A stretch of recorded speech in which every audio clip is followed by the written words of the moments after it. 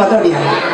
Estamos aquí para exigir políticas sociales y económicas más justas, al servicio de las personas y del interés general, y para poner de manifiesto que de forma contundente nuestra más enérgica protesta contra las políticas del Gobierno popular, contra la aprobación de la reforma laboral, contra los recortes presupuestarios en educación y sanidad, contra las prestaciones económicas del sistema de dependencia, contra la subida del IVA, contra el sistema de copago farmacéutico, contra la eliminación de la deducción por compra de vivienda, contra la subida de tasas universitarias, contra el recorte en prestaciones por desempleo, contra la reducción de las cotizaciones sociales que tienen que pagar los empresarios, en un nuevo gesto de solidaridad del Gobierno con la clase empresarial, con lo que se pone en peligro la caja de la seguridad social con la que se pagan nuestras pensiones, contra las medidas de recorte salarial y condiciones de trabajo a empleados públicos,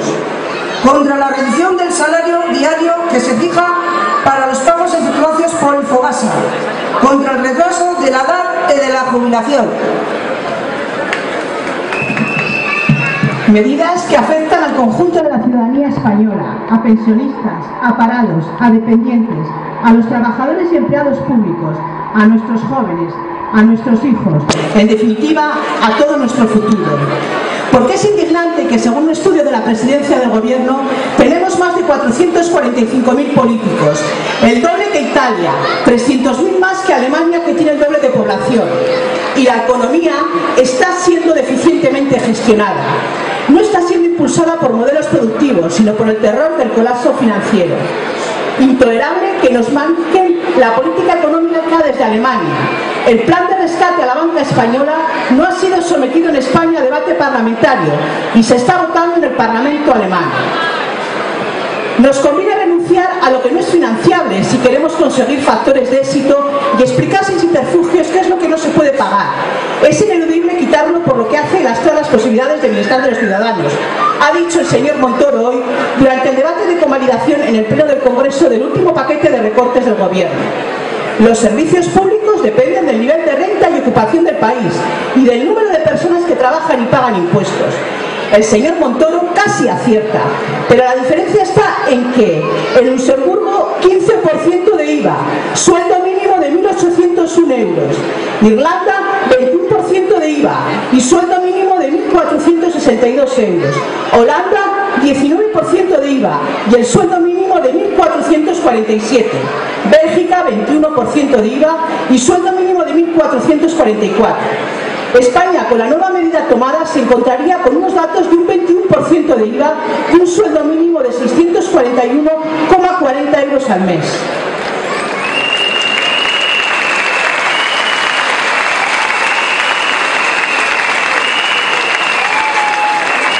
Tajante fue el 2 de diciembre el coordinador en Asturias del Sindicato de Técnicos del Ministerio de Hacienda, Jesús Barcelona, refiriéndose a la problemática del fraude fiscal en España, un asunto que hace que el Estado pierda 90.000 millones de euros al año.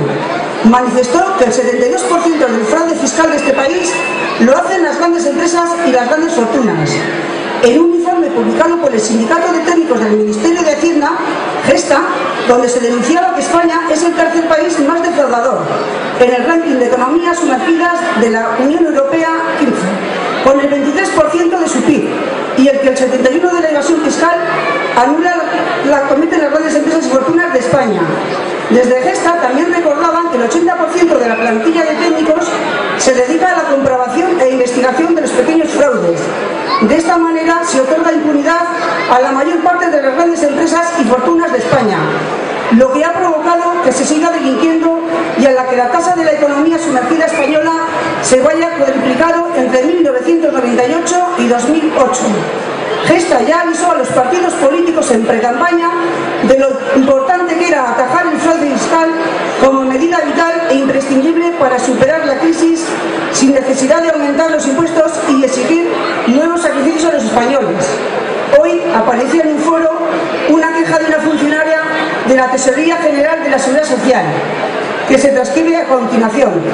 Esta mañana me he puesto encima de la mesa un compañero del BOE, del miércoles 13 de junio de 2012. en el cual se ha vuelto a licitar la contratación del servicio para la impresión, manipulado y envío de documentos de vidas laborales y bases de cotización de la Tesorería General de la Seguridad Social. El valor estimado del contrato es de 4.711.640 euros. Y nosotros, trabajadores de la Tesorería General de la Seguridad Social, sin paga extra de Navidad. Flipante. Para los que no sepáis cómo ocurrió la privatización del servicio de expedición de vidas laborales, os intento poner antecedentes. Las vidas laborales y bases de cotización eran un servicio que solo se ofrecía por la Tesorería General de la Seguridad Social. De repente decidieron, los de siempre, que se estandarizaba el servicio de vidas laborales. Así que actualmente la vida laboral tan solo se puede conseguir a través de una llamada a un teléfono 901. Envían al domicilio interesado, domicilio que si no se ha actualizado debe dirigirse por la administración, etc. Muy cómodo y funcional. Lo de acercar la administración al ciudadano ya hace tiempo que se lo pasaron por el forro de la camisa. Y también se les ocurrió a los lumbreras, a los de siempre, hacer una campaña anual de vidas laborales y bases de cotización que envían a toda la población. Y este es el tema que nos preocupa. Así tenemos que los que necesiten una vida laboral y se acerquen a una administración de la tesorería no podrán obtenerla al momento. Y en cambio, los que no la necesiten y la quieran pagar, se les envía igual, para que empapelen la habitación de sus hijos o hagan unos bonitos aviones de papel. Lo cual le llevaba a esta funcionaria a hacer las siguientes reflexiones. ¿A qué empresa se le está pagando estas contrataciones para unos servicios que ella, funcionaria de la Tesorería General de la Seguridad Social, perfectamente podría y debería hacer? ¿A dónde va parte de ese sueldo que se está quitando año tras año al pago de estos servicios?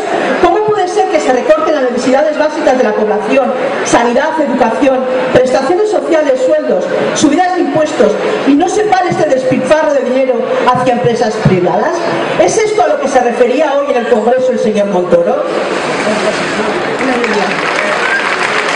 Que les quede claro a nuestros gobernantes que gobernar un país no es hacer caja a corto plazo, expoliando derechos y salarios a los ciudadanos y ciudadanas, cuando lo que en realidad tendrían que hacer es cambio de los modelos productivos, políticas de empleo eficaces, políticas de desarrollo, investigación e innovación, políticas para la lucha contra el fraude fiscal, contra la evasión de capitales, contra la economía sumergida, recortes responsables en gastos prescindibles y que en la mayoría de los casos son tan solo de sentido común, pero que suman miles de millones de euros. Resulta obvio que las políticas actuales están generando más desigualdad y la ruptura de la cohesión social, que a los ciudadanos y ciudadanas cada vez nos queda menos margen, que hay millones de ciudadanos y ciudadanas en una dramática situación, que sigue aumentando la tasa de paro y que ya es superior al 24%, y lo que es peor, sin expectativas de solución. Hemos entrado en una espiral de autodestrucción de la propia economía, de ruptura de las reglas del juego democrático sin precedentes. La subida del IVA implicará un menor consumo y, por consiguiente, una disminución de la actividad económica, como consecuencia más paro, lo que conllevará a su vez la caída en la reparación de este impuesto. Caminamos hacia una pérdida extraoficial de soberanía, pérdida y deterioro de servicios públicos, desmantelamiento ya iniciado de nuestro modelo social de prestaciones sociales, más recortes, privatizaciones, en definitiva, un modelo que empuja a socializar las pérdidas y privatizar los beneficios, o un retroceso de varias décadas. España es la cuarta mayor economía de la zona euro. Las medidas tomadas en Grecia, Irlanda, Portugal e Italia se han extendido a nuestro país y el problema es tan grande que el resto de países europeos no podrán permitirse rescatar a todos.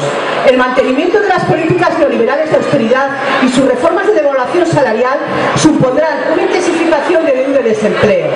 Tendrán como consecuencia la cada vez mayor insostenibilidad de la deuda pública y privada, lo que en la práctica se traduce en rescate de la deuda soberana, en un colapso financiero y en una gran crisis social. Porque nos llevan a la ruina económica, deterioran nuestro estado de bienestar, nos asfixian económicamente y también como sociedad.